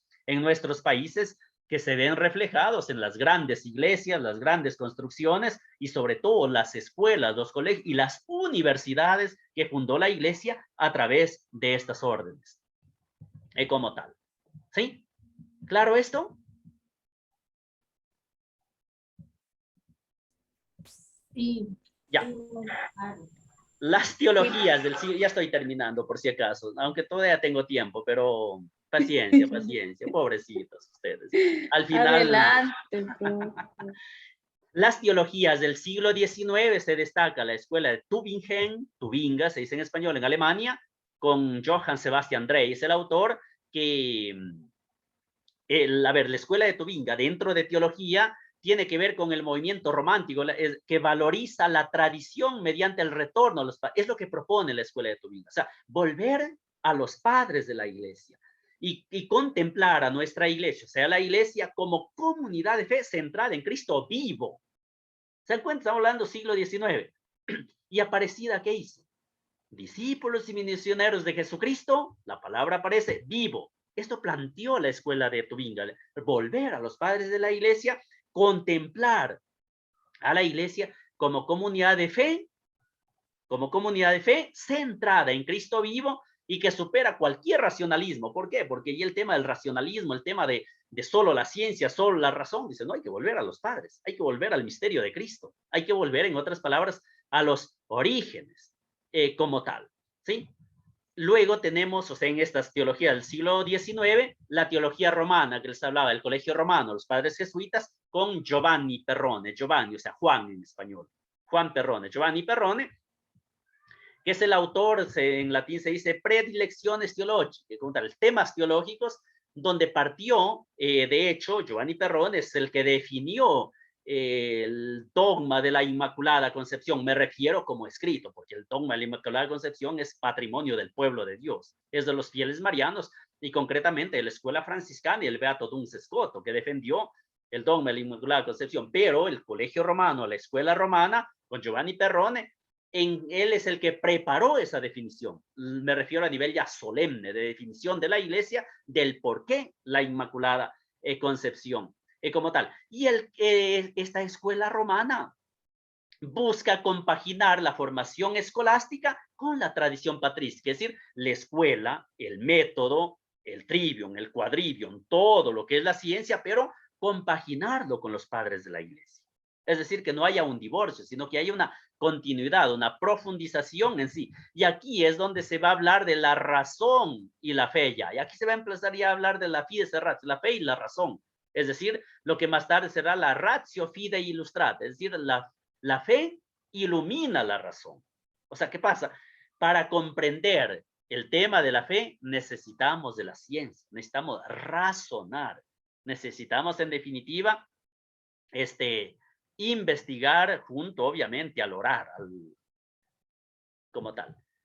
Está el cardenal Newman, que él proponía que la teología tiene que ser de asentimiento. O sea, yo tengo que asentir, tengo que, en otras palabras, adherirme, aceptar, como tal, consentir. O sea, asentimiento, asentir significa estar de acuerdo, pero de manera clara, de manera metódica, de manera en definitiva profunda. Por eso es que él aplicó el método inductivo en teología. El método inductivo que ya les expliqué parte desde el hombre, desde la realidad del hombre hacia la revelación de Dios, o sea, del hombre hacia Dios. Por eso es antropológico el método, y eso el cardenal Newman estima. Por eso él realmente, para afianzar este método inductivo, parte de la tradición y la estima en gran manera por lo que es la que ayudó a formar el don, a vivir el don, a celebrar como tal la fe católica.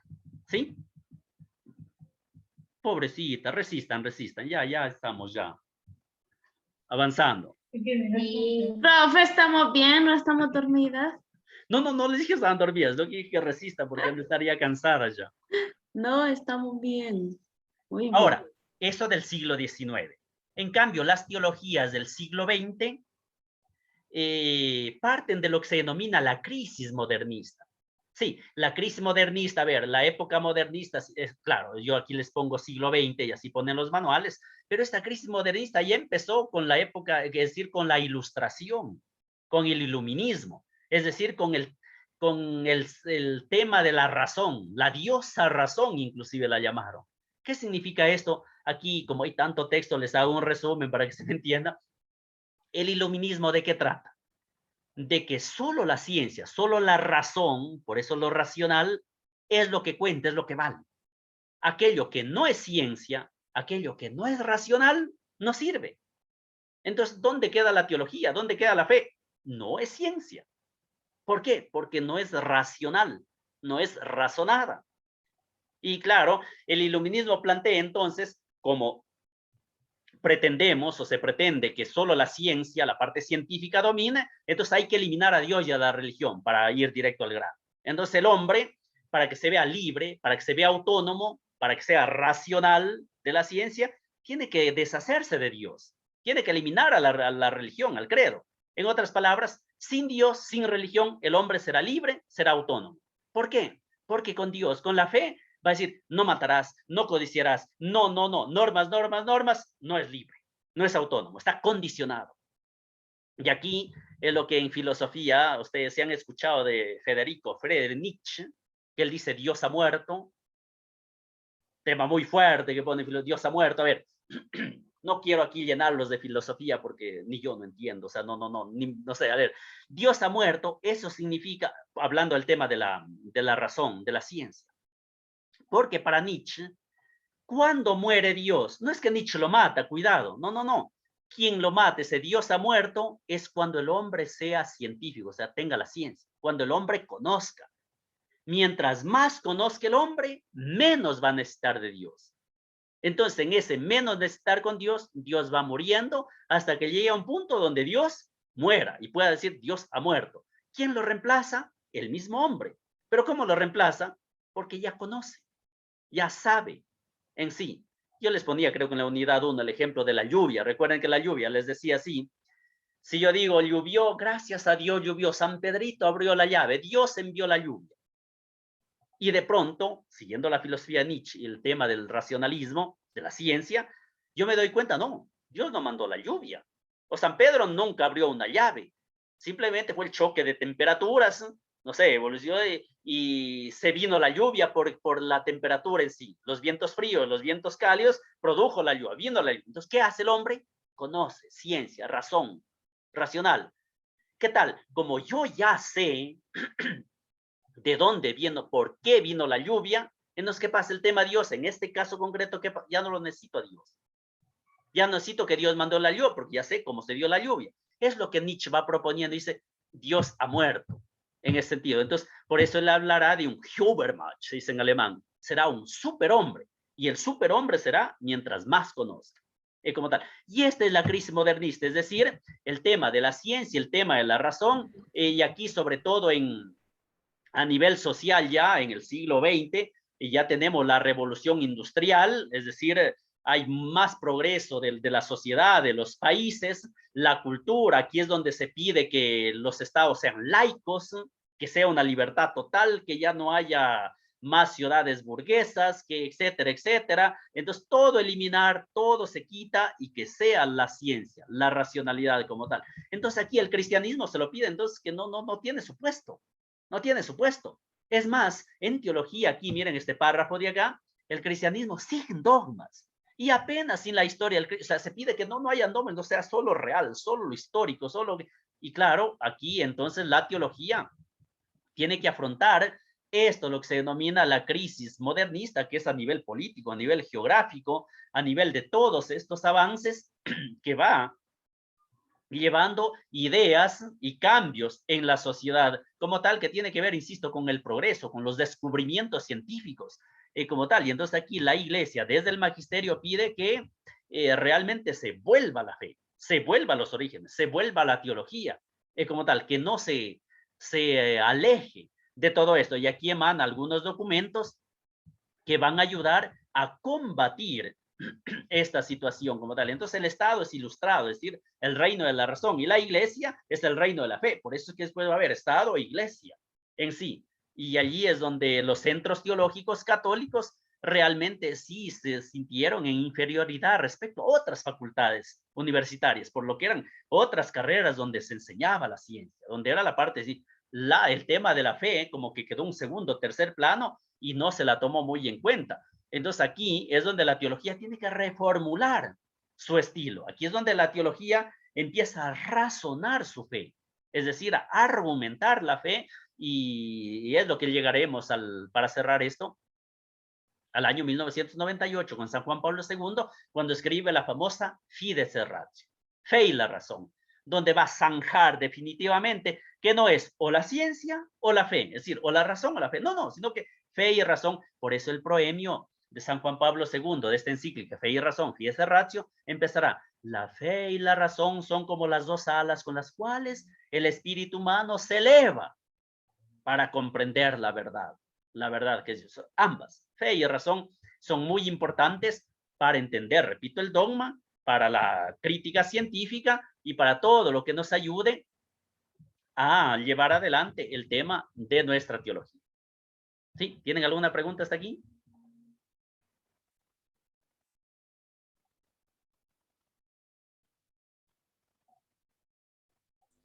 No, está todo claro. Ya, la Nouvelle Théologie es una de las corrientes en Francia, siguiendo siempre la sistematización escolar de la escolástica como tal, que Karl Rahner, este gran teólogo católico jesuita, va a escribir muchísimo. Aquí lo que se da mucho espacio al tema de la ética política, al método histórico, es decir, a temas concretos, es decir, a la reflexión que ayude y que guíe a la cotidianidad como tal. Por eso es que la Nouvelle Théologie va muy en línea con esta teología. No se asusten, se denomina teología de la muerte de Dios. Y se le llama muerte de Dios por un libro que tituló Carlos Mesters. No sé si les indiqué la unidad 1, pero Carlos Mester es un sacerdote holandés que trabajó muchísimos años en la Amazonía en Brasil, y él escribió este libro. Dios, ¿dónde estás? Y él es lo que en esta teología denominó el tema de la muerte de Dios, entre comillas, no como Nietzsche, no, sino por lo que se dieron las dos guerras mundiales, sobre todo la Segunda Guerra Mundial. Se dio el holocausto, se dio la atrocidad del ser humano en tanta muerte, tanta violencia, y claro, donde aquí la teología tuvo que preguntarse, Dios, ¿dónde está realmente? O sea, ¿qué le pasó al ser humano? ¿Qué pasó con la diosa razón?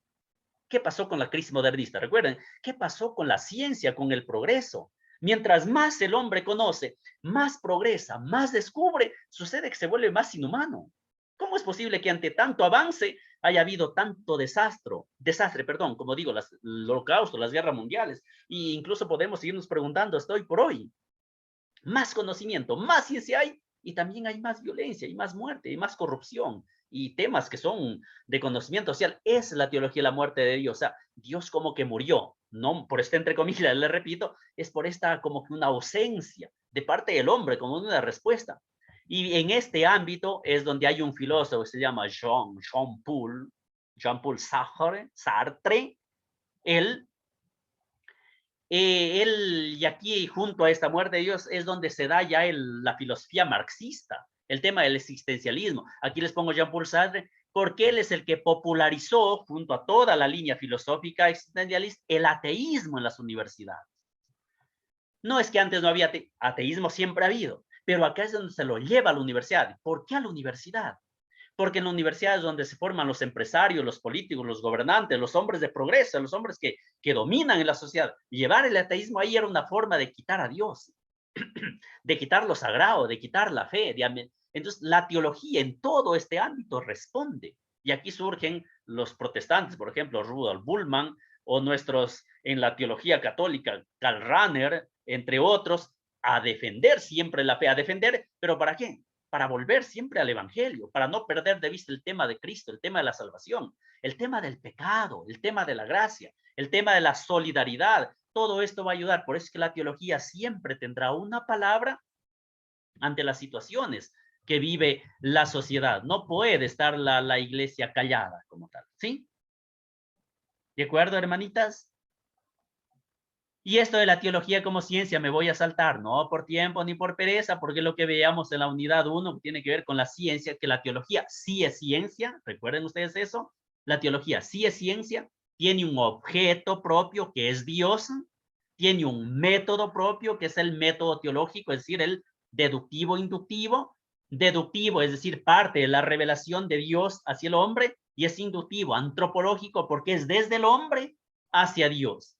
Para comprender desde la revelación Dios, deductivo hacia el hombre, y desde el hombre, antropología hacia Dios, deductivo, inductivo, necesita la exégesis, la hermenéutica, necesita la descripción, la interpretación y todo lo que ayude a comprender el misterio de Dios. Eso es lo que define la teología como ciencia, como tal. Y cierro el tema que están enumerados nada más, con los lugares teológicos, el tema de lo que les mencionaba al inicio, la teología,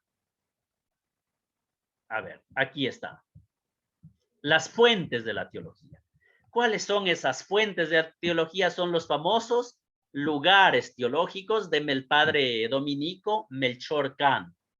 Como tal, aquí está el padre Melchor Cano, es el que más estudió y habló de las fuentes de la teología, que son principios, literalmente son principios de los que el teólogo extrae sus argumentos y pruebas para hablar de Dios. Por eso es que Melchor Cano dice que tiene que ver con la autoridad, o sea, son lugares que nos dan la autoridad para hacer teología. ¿Y cuáles son esos lugares? Melchor Cano los clasifica en 10, aquí está, como tal, que son conocidos, ya los hemos hablado, son conocidos, pero él antepone la palabra autoridad, ¿sí? Entonces está la autoridad de la Sagrada Escritura, es el primer lugar teológico, la primera fuente, como tal.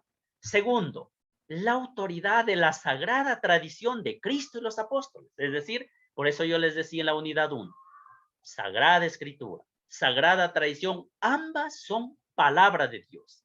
La una escrita y la otra escrita y oral, la tradición. Entonces, segundo, les decía la autoridad de la Sagrada Tradición de Cristo y los apóstoles.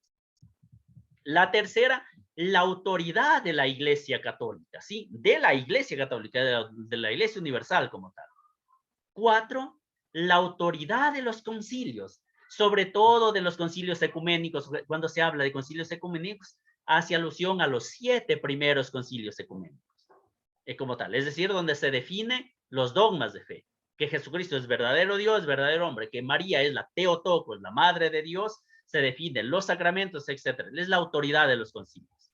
5, la autoridad de la Iglesia Romana, como tal, que por privilegio se llama y es apostólica, dice Juan de Santo Tomás. No Santo Tomás de Aquino, sino Juan de Santo Tomás. Y es la autoridad del sumo pontífice, se refiere a la autoridad de la Iglesia Romana, como tal. 6, está la autoridad de los padres de la Iglesia, lo que veíamos en la teología patrística. ¿Quiénes son los padres de la Iglesia? ¿Qué hicieron? ¿Qué es eminentemente apologética? Tema de la defensa de la fe. Está la autoridad de los padres escolásticos, lo que vimos la teología escolástica, donde aquí entre los principales están Santo Tomás de Aquino, San Buenaventura, Levato Duns Scoto, sin descuidar siglos antes a San Agustín. Esos son los teólogos escolásticos. ¿Sí? 8 está la razón natural, llama Merchón Cano, que es la parte intelectual, la parte intuición natural. Es decir, aquí la razón natural tiene que ver con la ciencia en general, es decir, cómo me ayuda a comprender los misterios de la fe, la razón natural. 9, está la autoridad de los filósofos. Y aquí los filósofos se refiere a la preferencia que se debe dar sobre todo a Platón y Aristóteles. A Platón porque San Agustín sigue la filosofía platónica para explicar la doctrina cristiana, y en cambio Santo Tomás de Aquino sigue la filosofía de Aristóteles, aristotélica, también para explicar los dogmas y todo lo que tiene que ver con la teología cristiana católica. Por eso Melchor Cano menciona un lugar teológico. El 9 es la autoridad de los filósofos. Como les digo, de preferencia Platón y Aristóteles, pero en relación a San Agustín y a Santo Tomás. Es una filosofía eminentemente cristiana.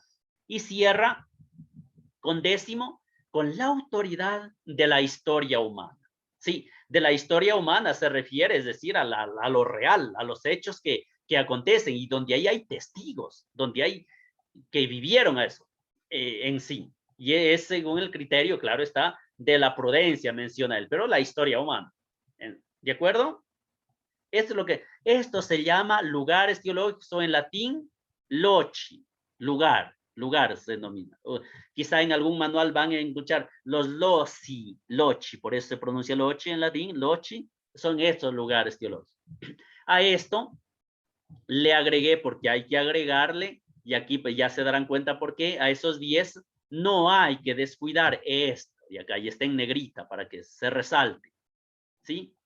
Es la sagrada liturgia, y por supuesto que la liturgia hay que considerarlo un verdadero lugar teológico, porque es en la liturgia donde se celebra el misterio pascual de manera vivencial, de manera celebrativa, el misterio en sí de la salvación. Y claro, con misterio pascual es muerte, resurrección, es un Pentecostés, Cristo, el Espíritu enviados por, es la totalidad del misterio de la salvación, es la historia de la salvación contenida en la Sagrada Escritura, en la tradición, pero que la liturgia lo celebra. Y un tema dentro de la liturgia que son los sacramentos que confieren la gracia, donde Cristo está vivo, presente, real, y confiere, les insisto en eso, la gracia, la salvación al hombre, al ser humano. Por eso es que la liturgia sí hay que agregarlo dentro de los famosos lugares teológicos.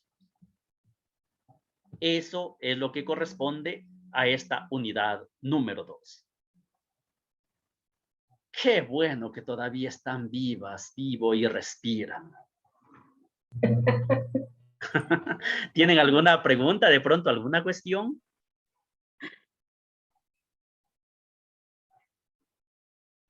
¿Por qué los lugares teológicos son importantes en en el estudio. Sí, son importantes por lo que de allí es donde el teólogo, o sea, donde la iglesia extrae los fundamentos, los argumentos y las pruebas de toda la teología. Entonces, por ejemplo, para hablar de Cristo, de la salvación, o hablar de María, o hablar de la iglesia, tengo que recurrir a las fuentes. En este caso, a la Sagrada Escritura o la tradición, entonces por eso se llaman lugares teológicos. O sea, lugar teológicamente significa de dónde saco, en palabras modernas sería de dónde saco información para decir esto es así. O sea, repito, los argumentos, las pruebas de nuestra fe, de la teología en general. Y esos están definidos, o sea, ya para el estudio no hay otros lugares definibles. Como lugares teológicos es la definición clásica de Melchor Cano, repito, hay Domingo de Bañez, otro que plantea, que simplemente lo reagrupa en otras formas. Él hace, por ejemplo, dos grupos: los que provienen de Dios, dice escritura, tradición, magisterio, y los que pertenecen a la parte humana, que es la historia, pero en definitiva son los mismos. Es simplemente le dan otro estilo de clasificación, pero que conlleva a estos lugares teológicos. Lo que sí, y eso dentro de teología también, no hay que descuidar el tema de la liturgia. La liturgia por ser la teología celebrada como tal. Hay otros, por ejemplo, autores que otros manuales ponen que también tiene que ser el arte y la música, ponen como lugar teológico. Y sinceramente, personalmente, no los considero lugares teológicos el arte y la música, porque el arte, sí, no sé, veo la Capilla Sixtina en el Vaticano y obviamente ese arte es una belleza. Pero ¿qué está en la Capilla Sixtina a través del arte? Está la Sagrada Escritura. O sea, es casi como volver a repetir lo que ya está en los lugares teológicos. La música me refiero, no sé, la de Beethoven o donde habla de la pasión de Cristo, de la muerte de Cristo y todo, pues ya está en la Sagrada Escritura. No sé si me hago entender. Sí le colocan algunos, pero para mí no son lugares teológicos, por lo que más bien están utilizando los lugares teológicos para hacer música, para hacer arte cristiano, arte sacro, pero ya de las fuentes que están ya enumeradas. Ok. Gracias, profe.